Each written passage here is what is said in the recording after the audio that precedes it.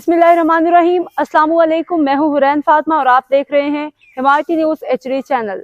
नजर डालते हैं आज की अहम खबरों पर। सांगड़ डिप्टी कमिश्नर सांगड़ सारा जावेद ने आज स्पेशल स्कूल सांगड़ का दौरा किया और स्पेशल बच्चों के साथ 78वीं जश्न आज़ादी मार्का हक का केक काटा। स्पेशल बच्चों के हैंडीक्राफ्ट का भी जायजा लिया। इस मौके पर उन्होंने स्कूल में ज़ेरे तालीम ख़ासूसी बच्चों की तालीमी सरगर्मियों का भी जायजा लिया और उस्ताज़ा से तालीमी मयार बेहतर बनाने के हवाले से बातचीत की।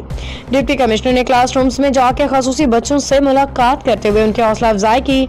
उन्होंने कहा कि ख़ासूसी बच्चों की तालीम और तरबियत हमारी मुश्तरका जिम्मेदारी है।